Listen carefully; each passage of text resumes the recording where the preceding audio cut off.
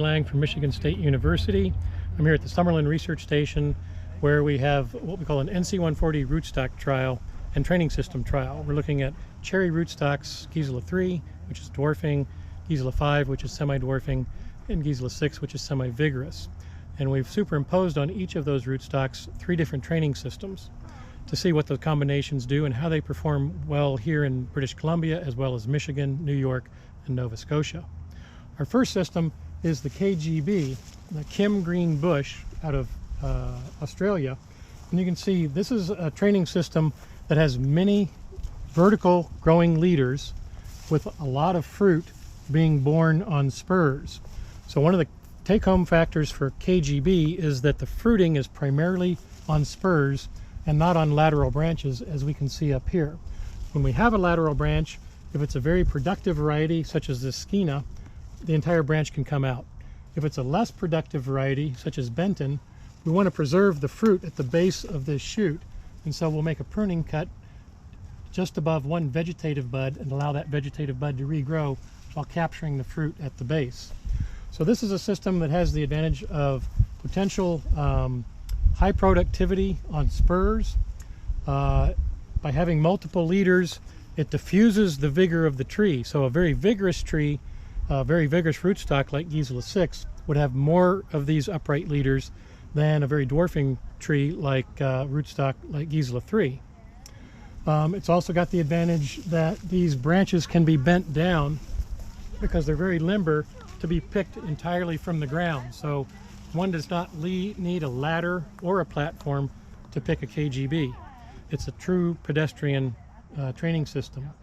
A disadvantage is that it's 3-dimensional, and so you can't mechanize it in terms of hedging it for pruning, and you can't really use picker platforms for harvest. But being able to walk on the ground, it's relatively efficient. One of the disadvantages that we learned with it in this trial is because the growth is very upright, Gisela rootstocks give us very horizontal growth. And the system was developed with Mazard rootstock, a very vigorous seedling rootstock in South Australia. So you can see here we've had to actually tie up some of these branches because they flop down, where with KGB on a very vigorous rootstock that's very upright growing like Mazard or Colt or some of the Krimsk or actually Gisela 12, we will be able to maintain that upright growth without having some kind of tie. So the 3-dimensional aspect of it means it's not quite as efficient as we envision training systems of the future to be.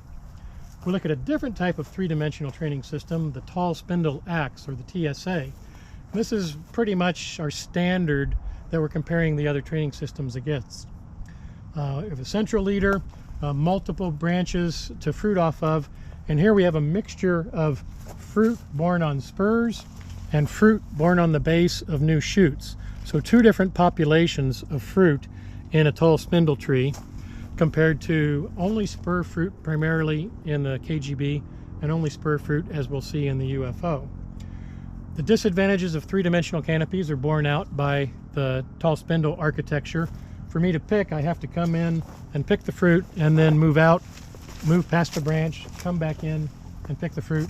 So it's difficult to work your way around a 3-dimensional canopy, particularly where you're using a ladder here as opposed to the KGB to get to the top. We found that when we time pickers for the amount of time it takes to pick 1 pound or 1 kilogram of fruit, the TSA is about 40% less efficient labor-wise compared to the KGB or the UFO.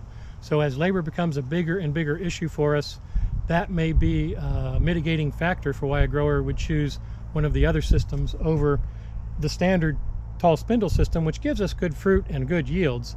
But if we're paying 40% more for labor, suddenly that changes the economics. And the last system that we'll look at is the UFO.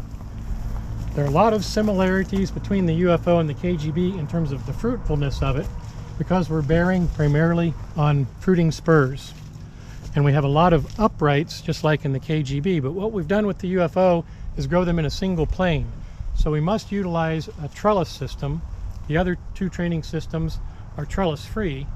So one of the trade-offs is you have the investment of the trellis with the UFO, but you have a planar fruiting wall. This is the most efficient training system to pick. You can actually pick all the fruit from one side. I can pick all the fruit on the back, all the fruit on the front. I don't have to be going around the tree. I can hedge this tree in the summertime, summer hedging, and so I've reduced my labor costs for pruning, and then come back in the winter and do some detail pruning needed to maintain the crop load. In this trial between British Columbia and Michigan, we have Benton, here they have Skeena.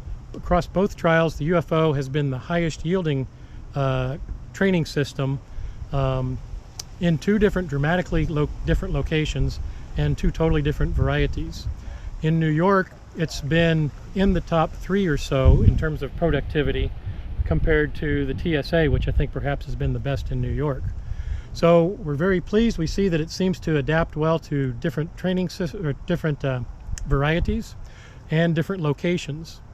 It's also adaptable to a V trellis, where we look at expanding the light interception, but that starts to take away from some of the labor efficiencies. It's a little bit more difficult to hedge and to prune the inside of a V compared to a fruiting wall. So when growers ask what's the best training system in your trial, I say, well, it depends on what your priorities are. If it's total yield, it's one answer. If it's the ability to partially mechanize or to be most labor efficient for picking, it's another answer.